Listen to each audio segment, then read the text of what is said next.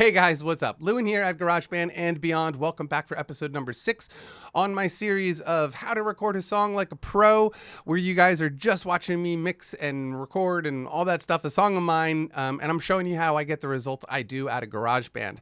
So today, we're going to talk about vocals and vocal editing, vocal mixing, all that kind of stuff. One of the things I wanted to start out with is how I'm going to be monitoring the next part of my session here. So now that I'm in the editing part of things, I don't necessarily have to listen to my big monitors. I have 3 sets of monitors. I have the M Audio BX5As, I have a pair of Avantone mix cubes, and I also have the iLoud micro monitors from IK Multimedia, which I absolutely love. If anybody out there is looking for small monitors, they're great in general, but I specifically like them for editing. The reason is because, when you're editing, you're just listening a lot and you're being very, picky about fine tuning stuff. So having smaller speakers, it's just nice. It just makes it a lot easier on your ears so you can work and listen longer. So I just wanted to start out with that. If you have the option to switch your monitors to smaller monitors, let's just say do that. Okay, so let's get to editing, okay? So the first thing I want to do is I just need to cut or copy rather, these vocals right here. These are the backup vocals for the chorus section. So what I want to do is cut them out of here, not out of here necessarily, but I need to copy and paste them into the last chorus, okay? So one of the things that I do, I don't use the arrangement track thing. Maybe you guys do. It is good, but I don't personally need it. I can usually identify my sections by my drum tracks. So what I'm going to do is this. Okay, so we need to identify where the beginning of this chorus is.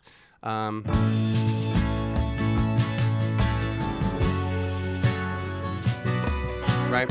So I like to do something like that right at the 1 of the chorus, even though there are no actual vocals there. I could bring these up a little bit. Okay, so here's where we want to cut it. 3, 4, right there. Okay. Here are the vocals. Right?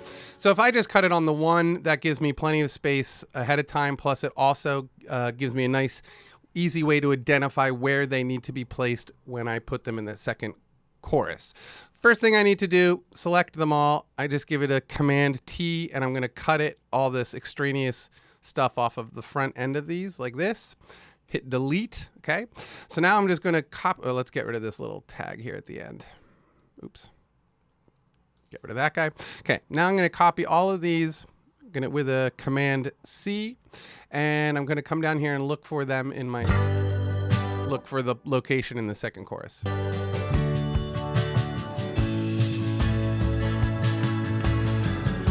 Which is right there. Okay, nice and easy. So now I come here, I make sure that the top channel is selected, and I'm just going to do a Command V, and boom, there are my vocals.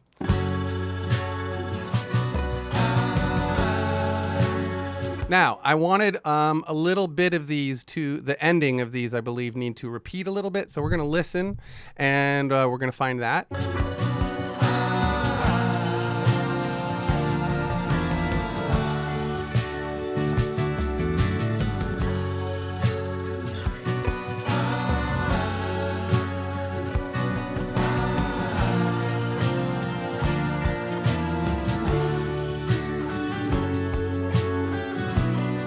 Okay, so here's what I want. I want those oohs at the end. So even though this is a little bit early, this is the point where I'm going to cut it because it's a nice, easy location, and I can obviously fix this edit later, right? So,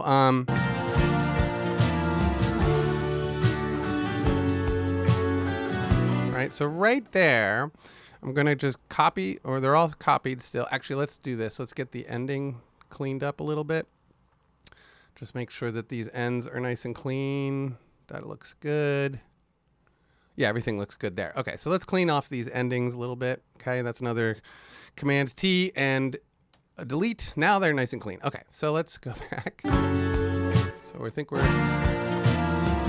Okay, so right on the 50 there, we're going to cut all of these. And then we're going to listen. Let's copy them too.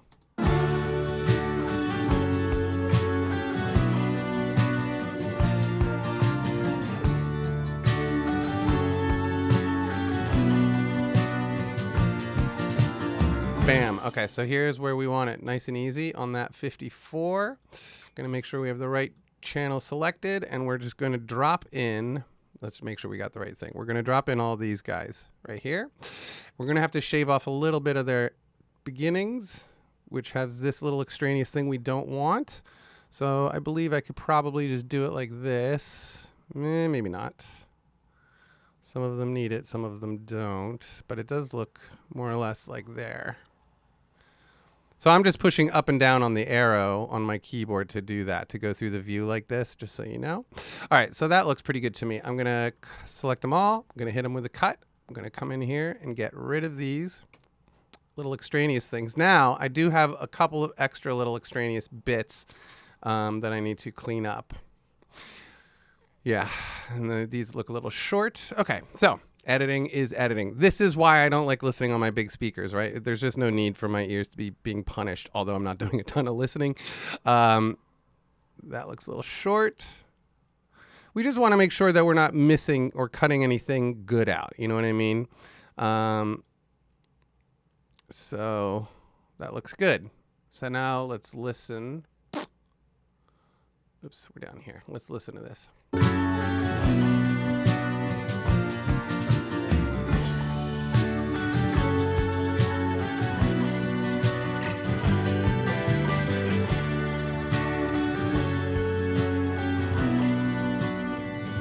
I wanted one more. I wanted one right there. So I'm going to do the same exact thing I just did. And I'm going to copy these guys. And I'm going to drop them in there. And I'm going to shave off. Let's try to get it right this time. If you're one of these people who, you know, bounces between the editor and up here above and below, just so you know, this control right over here is the cursor lock, basically. So it, you know, it'll track it as you're going through. If you turn it off, it stays still. If I turn it on, it moves, right? But it's one of those things, like if you're at a different point down here, let's see, it's nice when they disagree. Okay, well, it's not the best example, but if I turn this off, let's say, and I'm over here, you can relocate this cursor, and of course I can't get it to do it, but you can get this cursor up in the editor just by off and onning this thing, and you'll find, you know, your point anyway. I'm straying from the path. Let's get back to where I'm supposed to be doing. All right, so we should be in about here, I believe. Let's say here now. Okay, well, it looks like that covers about everything except for the top one. So we're going to do this again, Command T again, and cut again. And we're going to have to clean up this top one a little bit. No big deal. Bam. Okay, so let's listen to what we just did.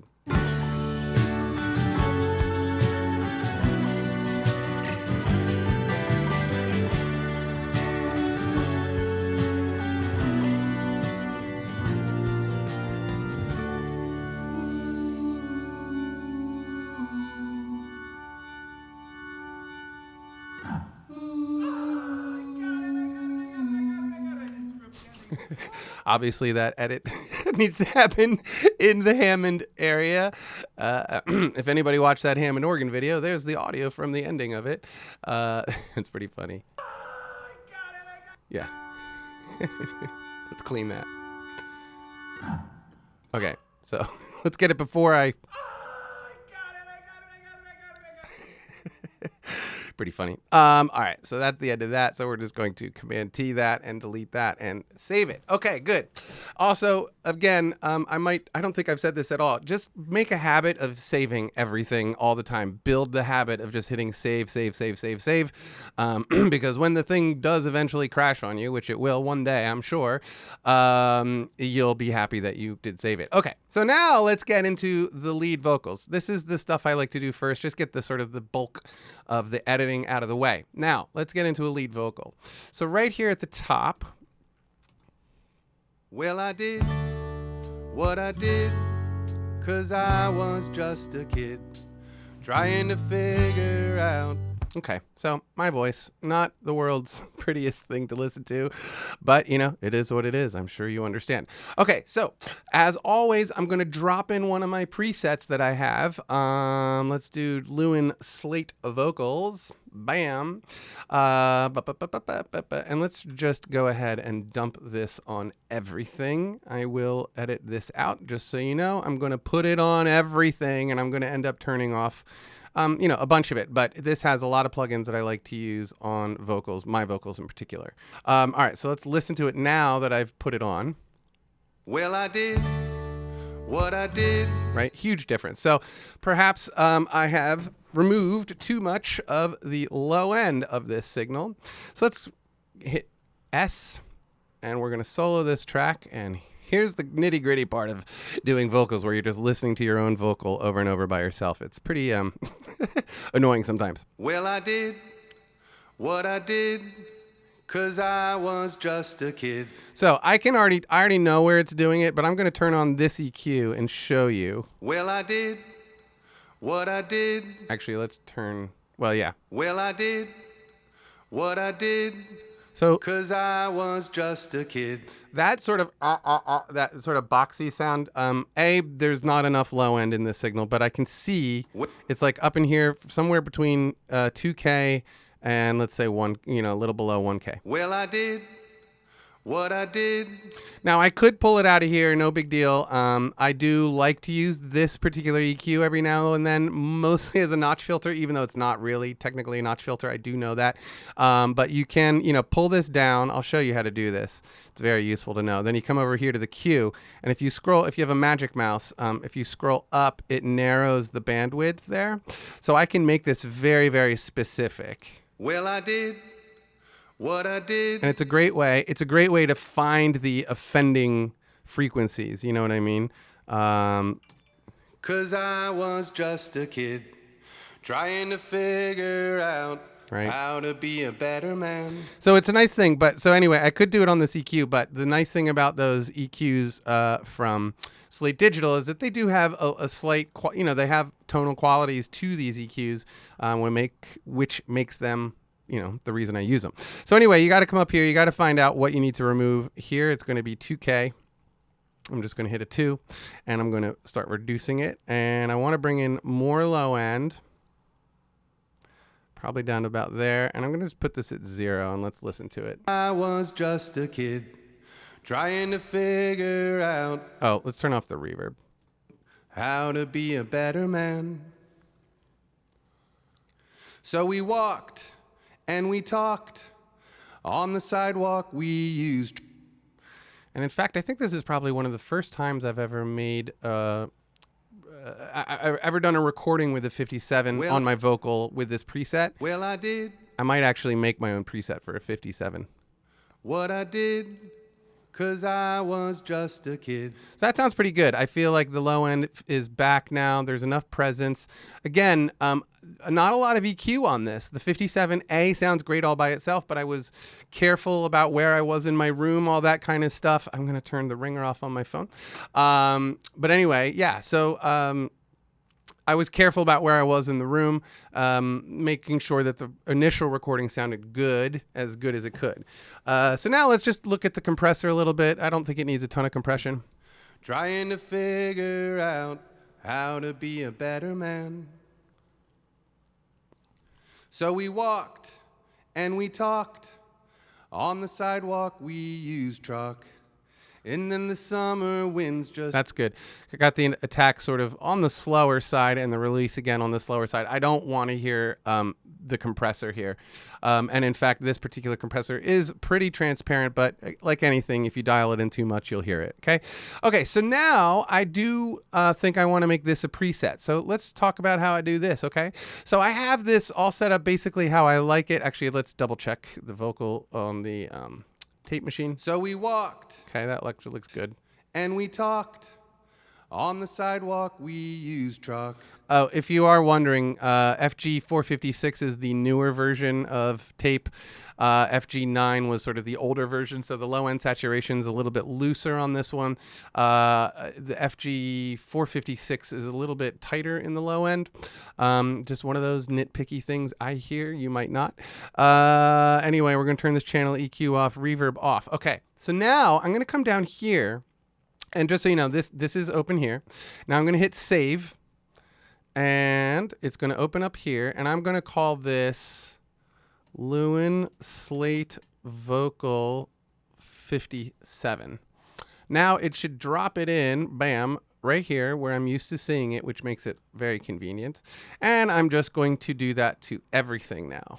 So a couple of tips I can give you for dialing in a good vocal tone are, you know, this. A, make sure that they were recorded properly. I do have a video on, are you using the wrong microphone? I think most people are using condenser microphones because, you know, you see the picture of that big microphone and you think that's what I need in my studio.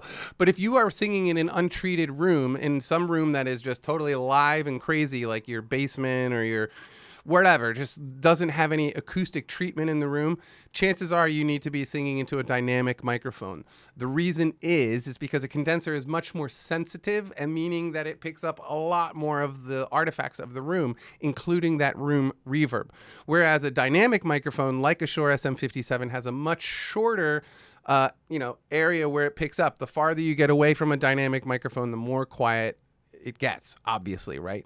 But that proximity effect is a lot less pronounced in a condenser microphone. So if you're recording in an untreated room, use a dynamic microphone, or watch the video that I've made. I will pop a link in the more info area. But anyway, so A, make sure you're using the right microphone. B, when you're listening back to it, go to this visual EQ and really try to, you know, hear like, oh, there's so much of the room sound, or maybe there's too much low end, or maybe there's too much high end. Come here and identify those frequencies in the graphic EQ, and then, you know, start manipulating it. My advice, as always, is to use the EQ as little as possible. The more you start scooping heavily, or the more you start removing stuff a lot, you're just removing tone that you probably do want. So use the EQs sparingly. Make sure the compressor is, you know, not pumping too hard and it's doing what it should be doing, which is just sort of evening out the track. But also do understand that compression adds tone. So, and as do effects and stuff like that. So you got to be really careful when you're compressing because it will affect the tone. But anyway, let's listen. And then the summer winds just blew it all away. Well, let's listen to it from the top. Well, I did. Well, I did. I think it. Well, I did.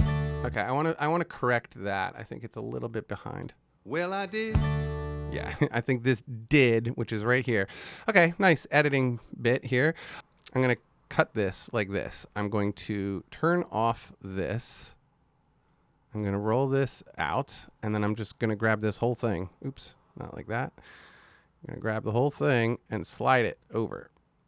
You got to make sure that the flex timing is off when you're doing these kinds of things, but... Well, I did. Hey. What I did. Yeah, that's way better. Well, I did. Okay. What I did. 'Cause I was just a kid trying to figure out how to be a better man. So we walked and we talked. Okay, so sounded pretty good. Now, this is something I don't think enough people are doing, and I would strongly encourage you to get a pair of headphones on your head right now, because I'm going to turn the volume way down. The reason I'm going to turn it down is to help me get the balance right at this point where the whole band comes in, okay? So get your headphones on, because I am going to physically turn this down.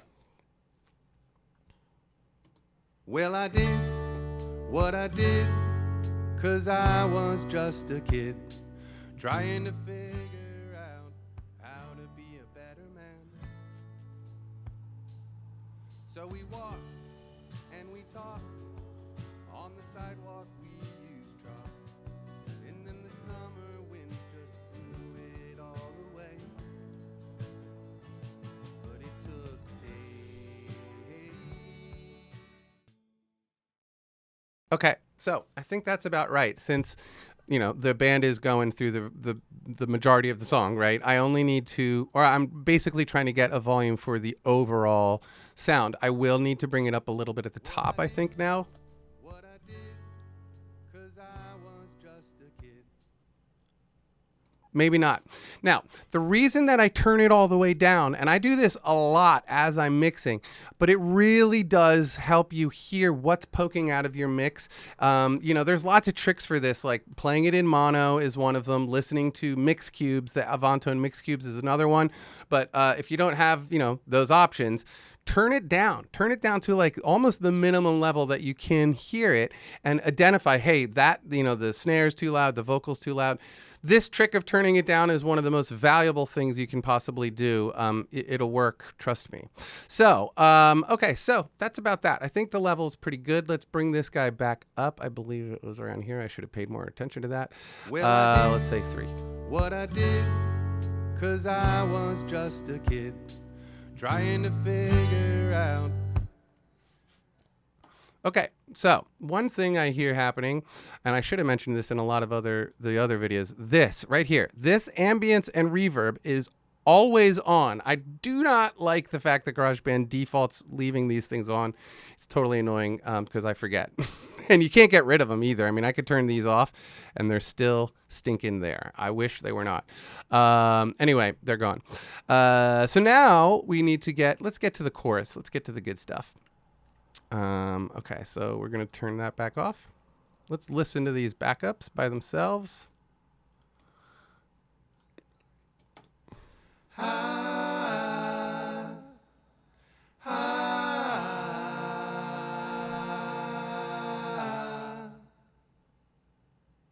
Okay.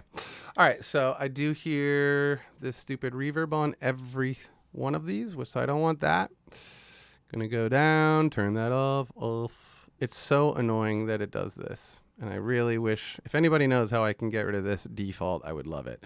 All right, so now they're nice and dry.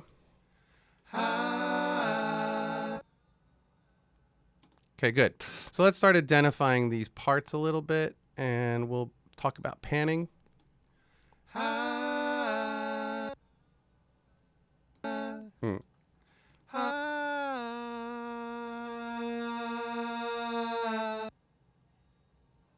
Okay, so these, I believe, are the highest ones. So I'm going to give these the reverb because I typically only put reverb on the high. Oops, that's the wrong one. On the highest vocals. They are the ones that poke out the most of backup vocals. I've talked about this before. You do not want to put too much reverb on everything. It just gets saturated and it's awful. So let's pan these, and I might even make these a little bit tighter. 20 and 20. Okay, let's look at this reverb. I love this Verb Suite Classics from Slate Digital. Super nice. Let's go into vocals, and let's just give it let's say Vocal Heaven. Let's listen to that.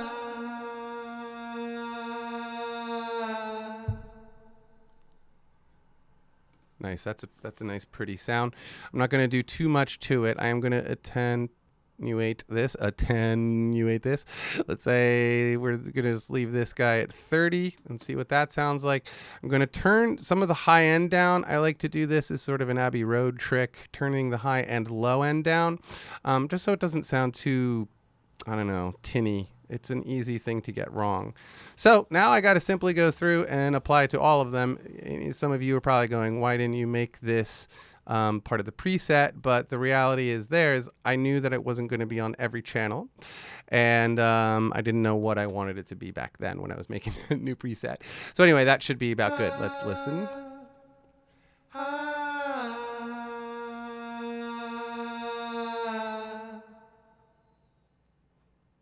Nice. It's nice and long, good sounding reverb. I like that. Okay, so I think I'm gonna make 20 the most outside. So let's just get this 20.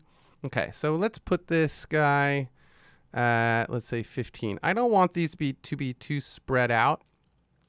So this is a negative 15. This is regular 15.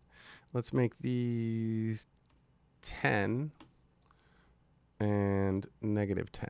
Okay, so now the vocals are nice and tight and close to each other. There's a reverb which will help spill it out a little bit farther to the left and right. But the idea is that they sound like a group of guys, you know, it basically sounds like a group of guys singing around one microphone. That's what I'm trying to get.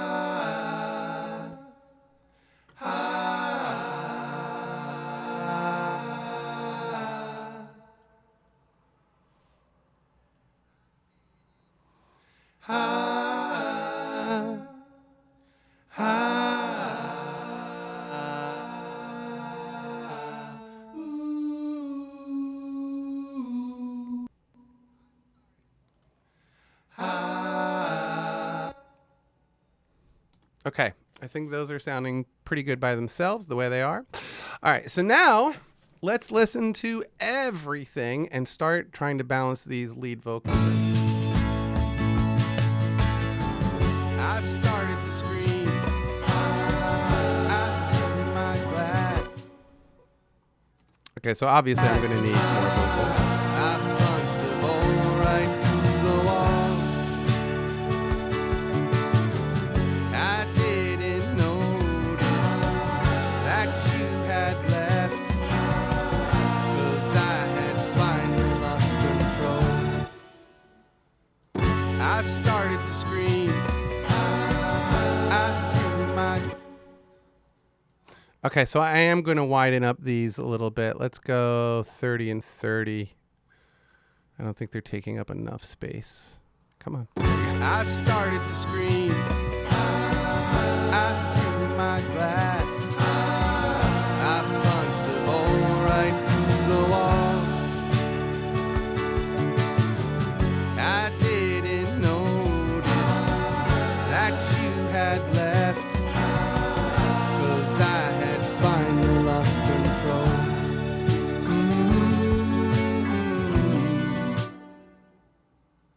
You know what? I want this to be a little bit warmer on the vocal sound. So here, the revival. This is a great little tool, you guys. This was a free thing as well from Slate Digital a long time ago. They gave this away for free. Just adds a little bit of low end. I had finally lost control.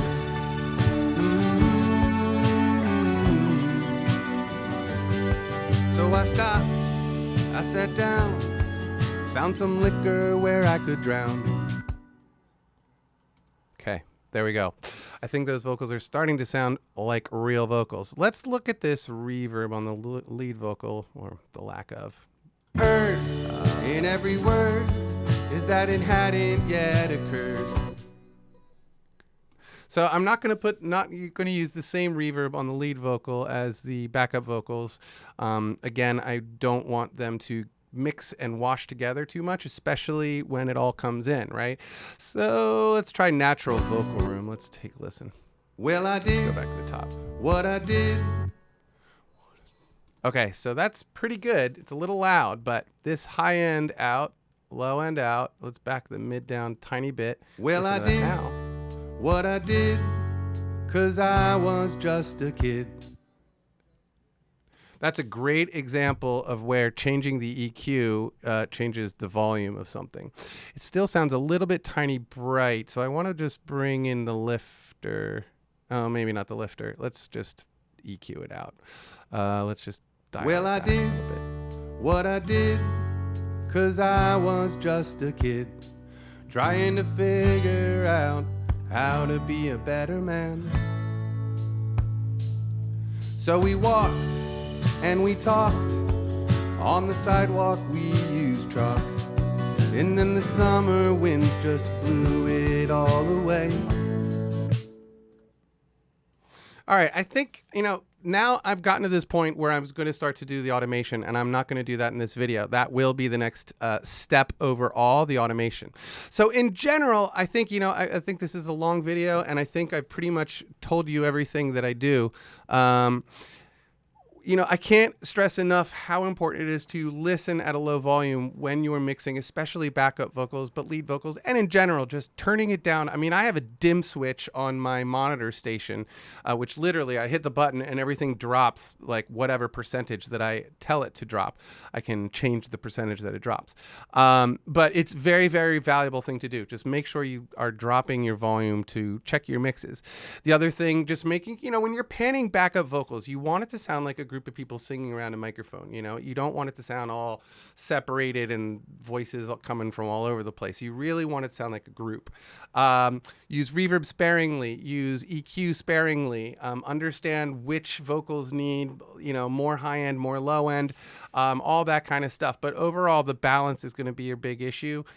Tone is so subjective. It's hard for me to say, this is the vocal tone I like, or you should use, rather. Nothing's written in stone.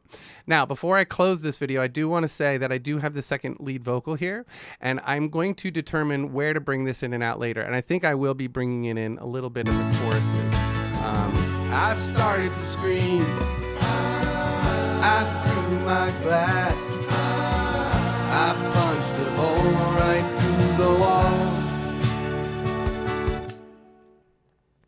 I might. I don't know. We'll see how that idea works out. But anyway, you guys, if you have any questions or comments or anything, please leave it down below.